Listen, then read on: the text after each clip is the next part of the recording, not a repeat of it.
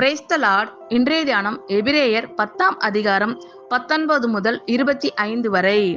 ஆகையால் சகோதரரே, நாம் பரிசுத்த ஸ்தலத்தில் பிரவேசிப்பதற்கு இயேசுவானவர் தமது மாம்சமாகிய திரையின் வழியாய் புதிதும் ஜீவனுமான மார்க்கத்தை நமக்கு உண்டு பண்ணினபடியால் அந்த மார்க்கத்தின் வழியாய் பிரவேசிப்பதற்கு அவருடைய இரத்தத்தினாலே நமக்கு தைரியம் உண்டாயிருக்கிறபடியினாலும், தேவனுடைய வீட்டின் மேல் அதிகாரியான மகா ஆசாரியர் நமக்கு ஒருவர் இருக்கிறபடியினாலும், துர்மனசாட்சி நீங்க தெளிக்கப்பட்ட இருதயம் உள்ளவர்களாயும் சுத்த ஜலத்தால் கழுவப்பட்ட சரீரம் உள்ளவர்களாயும் உண்மையுள்ள இருதயத்தோடும் விசுவாசத்தின் பூரண நிச்சயத்தோடும் சேர கடவோம்.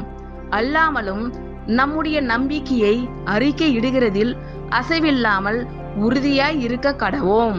வாக்குத்தத்தம் பண்ணினவர் உண்மை உள்ளவராய் இருக்கிறாரே.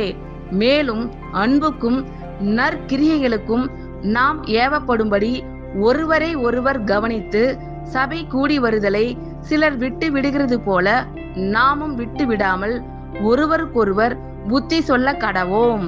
நாளானது சமீபித்து வருகிறதை எவ்வளவாய் பார்க்கிறீர்களோ அவ்வளவாய் புத்தி சொல்ல வேண்டும். ஆமென். கர்த்தர் உங்கள் அனைவரையும் ஆசீர்வதிப்பாராக. God bless you all.